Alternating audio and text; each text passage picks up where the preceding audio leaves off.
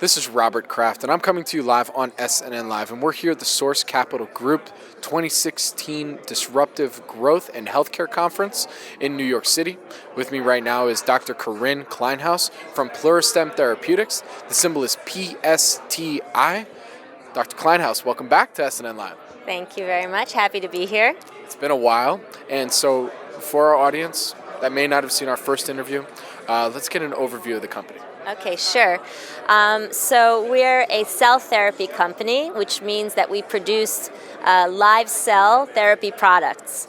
We source the cells that we make from the placenta, and we make them unique and patentable cell products to treat different indications, most of which are very serious and severe diseases that have few or poor treatment options. Okay, so before we get into the update, what I want to know is, okay, so you pull the cells that you're developing the therapies for from placenta, Right. and why is that? Why from there?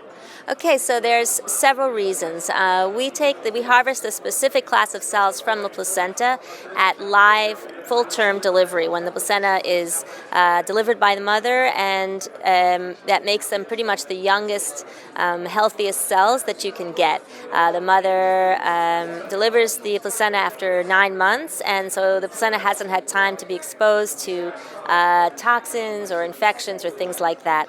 In addition, the placenta is a very unique organ. It has to work in the immune system of both the mother and the baby. So the baby or the fetus is a foreign body as far as the mother's immune system is concerned, because half its DNA is from the father. So without the placenta as a barrier, the mother's immune system would destroy the pregnancy.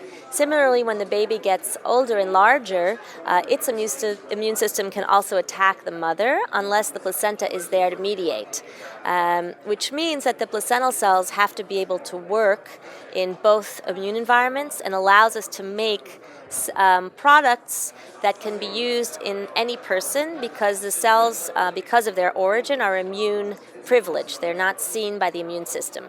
So do you have to continue to get more placenta in order to produce the cell therapies, or can you actually replicate the cells that you're getting from the placenta that you already have? How does that work? Great question.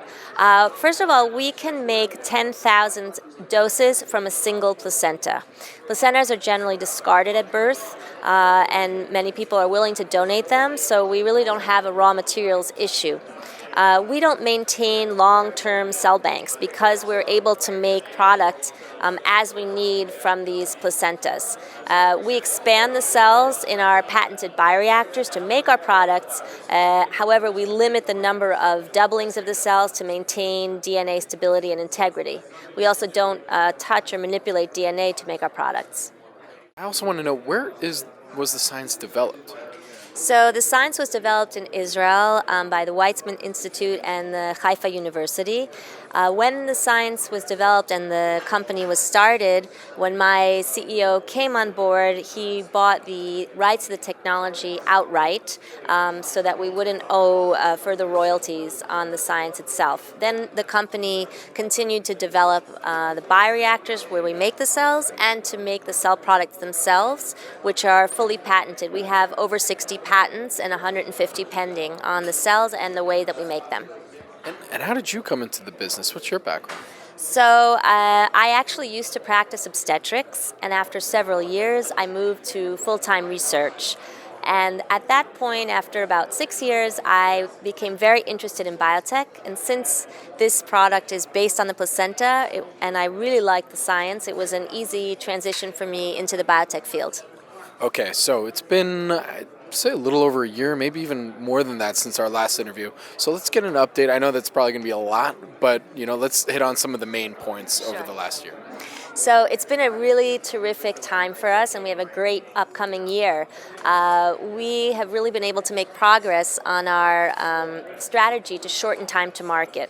So for our lead indication, which is critical limb ischemia, when cholesterol blocks blood flow to the legs and you get gangrene and amputation in a significant percentage of patients, we were able to take advantage of rapid regulatory pathways both in Europe and in Japan, which allows us to commercialize after doing just a single phase 2 study or medium-sized, small to medium-sized study on either place, and then if they're successful, would allow us to apply for commercialization. I want to know the importance of this strategy. Can you elaborate on that? Sure. So with these initial regulatory pathways that we are moving along, it allows us to commercialize about 2 or 3 years earlier than would be possible through a standard pathway, which of course also saves us tens of millions of dollars. So it's very exciting for a biotech our size to move so rapidly, to be able to apply for marketing authorization, and it makes us very attractive to pharmaceutical companies that also would like to save money and time to bring a product to market. So you say the lead indication is critical limb ischemia. How big is that market? So critical limb ischemia is actually a very large market. It's a $12 billion global market. There are 1.7 million people suffering from this disease in the US and Europe. And it's actually very, very difficult to treat. There are quite poor or limited treatment options at this time. So within a year of diagnosis of this severe disease, you will have 20% of people who will die from the condition, and about 30% of people who will have a major amputation. So it's expensive disease, both in terms of social and patient health, and in terms of paying for treatment for these patients. Okay, so we're in 2016 now. From what you can tell me, what are some of the goals and milestones for Pluristem? So 2016 is really a great year for us. We're excited about a lot of things. First off, like I mentioned with the lead indications, we're expecting to start pivotal trials, pre-marketing trials this year for critical limb ischemia, both in Europe and in Japan. The U.S. government is actually developing our second cell product to treat something called acute radiation syndrome, which is how one dies after a nuclear catastrophe, whether it's a dirty bomb or nuclear reactor meltdown.